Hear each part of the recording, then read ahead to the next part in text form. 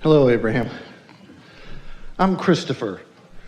I've watched thousands of people come through this chair and not one person ever introduced himself, and we're going to have a conversation. So. Sometimes people say, because they've been there before, do you remember me? And we say, we don't waste our time with trying to remember you. We take you on wholly as you are. Mm-hmm. Yeah. So what's up, Christopher? My first exposure to you came from watching the movie or documentary, The Secret. And I watched that a whole bunch of times, and I came to this realization, or the thought occurred to me, that I'm made out of atoms, right? It's molecules, atoms, and then I realized so is everybody else. And then the thought occurred to me, like, what makes me different from everybody else? And then I realized it's just the arrangement of energy. And then, so. That's really good. And for the most part, the difference that's most notable is the relationship of any human between their source energy and who they're letting themselves be. That's the primary difference. But you do come with different intentions, yeah? I also follow Neil Donald Walsh and his Conversations with God books. And so they wrote another one this year. And it talks about something that you've talked about in some of the other seminars about where are these thoughts coming from? Is it my body, my mind, or my soul? For a while we were talking about these vibrational discs that you were on, like the depression disc or the hopeful disc or the playful disc or the joyful disc. And so what receiving mode am I in sort of depends upon what your mood is, doesn't it? Yeah. Yeah. Well, most of my life I've noticed I've been kind of in the depressed on that disc, right? And then I would feel better when I get angry, but people don't want me to be angry. Yeah. You know, it's just like, and they go, you shouldn't think that way, you shouldn't feel that way. And, you know, so most people aren't aware that you are making your way up the emotional scale and that anger does feel better. And most people liked you better when you were depressed because you were less of a problem to them.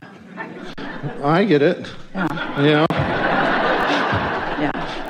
I like it better when other people are depressed too. I mean, I don't want to be mean, but, you know, it's just easier to deal with. That's why it's so important to discover your self-empowerment, to establish your relationship with your own inner being, rather than trying to please others who have a lot of different reasons that they want things from you that may or may not be to your greatest advantage. I don't feel so empowered lately, though. Because in the latest Conversations with God book, the thing that stuck out to me was how I look at myself, because I've always saw myself as a body, you know, and then kind of wondering if I had an inner being or a soul, you know. But in that book, the way it put it was, I realized that I'm a spiritual being, I'm a soul with a body. So now let's talk about that, because you've set us up for something really important. Feel the difference between how I look at myself, which is me in my personality, in my depression or in my whatever state I'm in, looking at me, and being in the receiving mode of seeing myself as Source sees me. Quite a different look, isn't it? Mm-hmm. It seems to me that it would be easier for me to feel connected, or easier to receive. I've been meditating every day. It would be easier for you. Finish the sentence. I'm struggling meditating lately. It's like, I'm wondering if you could help me lose my mind.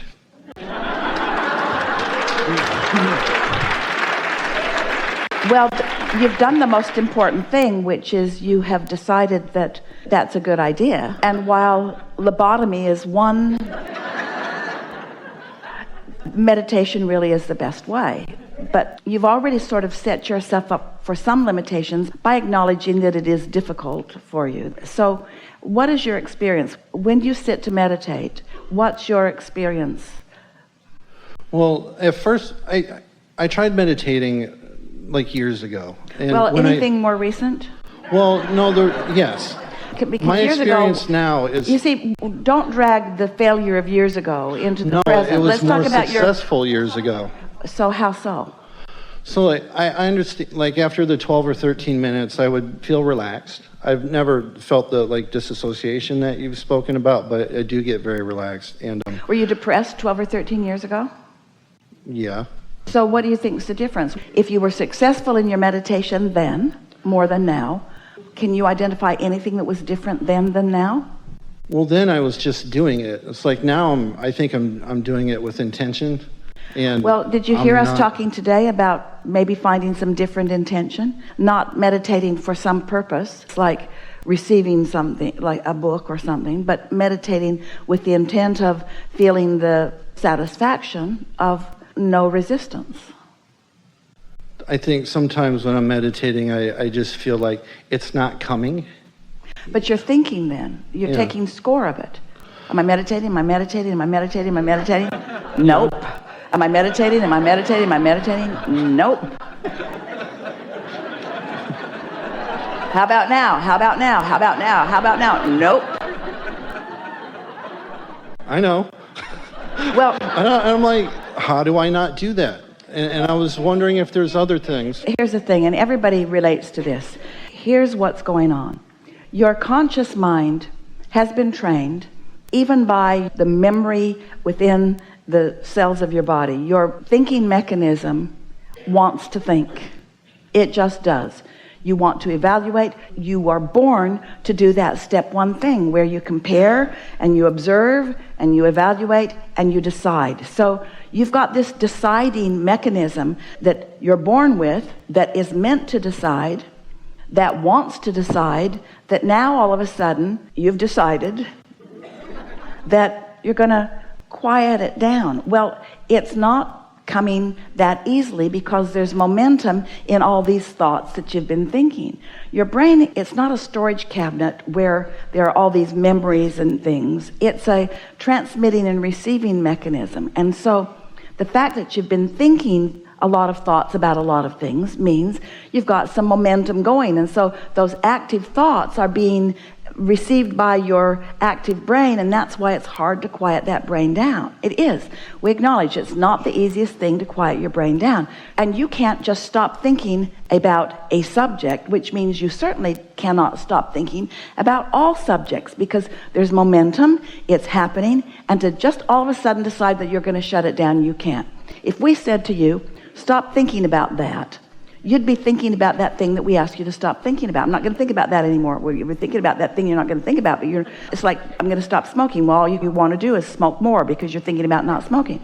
So what happens is, since that's the way law of attraction works, it's necessary for you to find something else to think about, something that has a different vibrational frequency, something that doesn't have as much momentum. So what we recommend, it's really an easy thing, is to find some sound to give your attention to. Now, in the beginning, Esther was encouraged to focus on her breathing, which she did, and that worked for her. She just counted her breathing.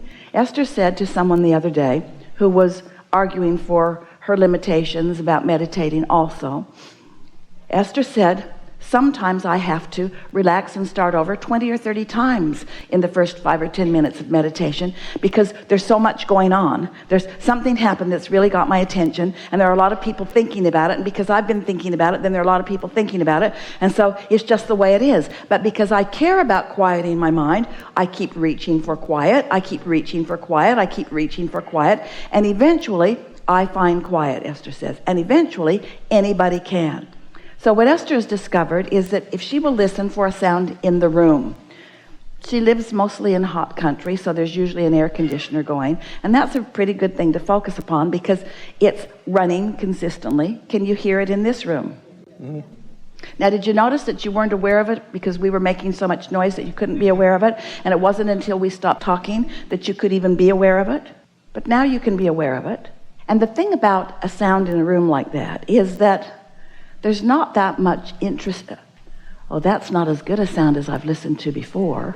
You don't think thoughts like that. Oh, that sound has a bad attitude. That sound betrayed me. That sound owes me money. You just don't have all that connection to that sound. So that boring sound that you've decided to focus upon will quiet your mind.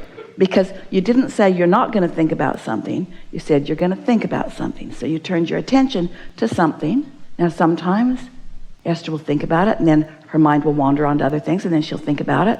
Sometimes it takes a little while to get focused upon it. But when you do, when you get enough quiet momentum going on this boring subject, your mind will quiet down. And when it does, you will feel it. It will be a visceral feeling. It will be a physical feeling. Some of you began feeling it just in the few seconds we asked you to focus on that sound. So we encourage you to try that. We encourage you to stop arguing for your limitations, because this will work. We know for sure it will work. You just have to find something. Now, if there's not a sound in the room, turn your faucet on and let it drip and listen for it. Esther found a little ticking clock that's really a sort of obnoxious thing, and she puts it just the right distance from her in the room, and she can focus on that.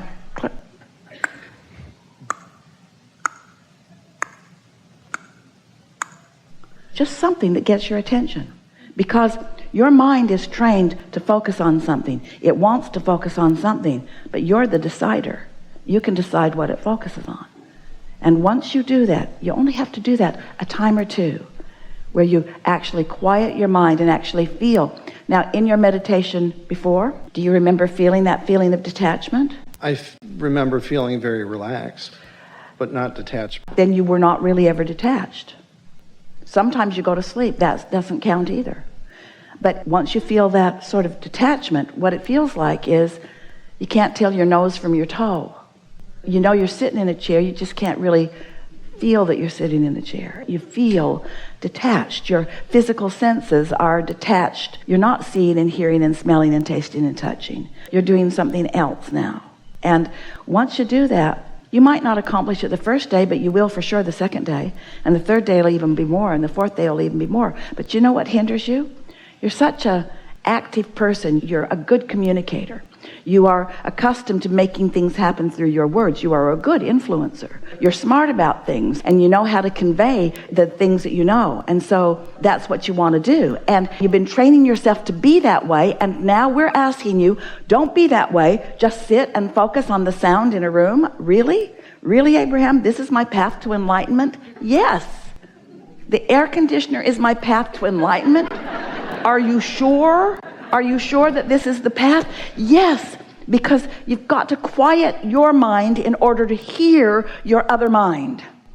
And when you do, once it starts flowing, you'll get so you can hear it under any conditions. Esther walks on a regular basis with a friend, and they always meditate before they meet. And then when they meet, they take a walk and they have a good time. About 40 minutes they spend together. And on this particular day, they were walking through the courtyard at Esther's place, and she has a little stream that runs through it. It's a man-made stream, but it's got lots of really good sounds. The man that built it placed every rock with the express intent of a good sound coming from it, and so it sounds like a natural mountain stream. So as they were walking out the gate, her friend said, "Why don't we sit and meditate with the stream?" And Esther said, "That sounds good." So they sat down and focused on the stream. And Esther got that wonderful feeling right away, because she had already meditated just a few minutes before, so she was right there ready for it, and so did her friend. And almost as soon as she got to that really good place, a jet flew over. And then another jet, and then another jet. It was like all the jets decided to come and say good morning to them. And at first Esther felt annoyed, because she likes the tranquility of her garden, and she wanted to hear the stream. She put it there on purpose, and they were meditating deliberately. But then Esther noticed that she could still hear the stream if she listened, if she focused enough, even though the jets were coming with varying degrees of volume. And Esther was delighted to recognize that she could accomplish the same thing even in that situation. And as they walked, they were discussing what had just happened, and Esther said, "You know, this was just the best thing, because this is the way it is when we're out in the world. The world doesn't be quiet so that we can tune to our guidance. The world goes on. We have to be able to tune to our guidance with the world going on."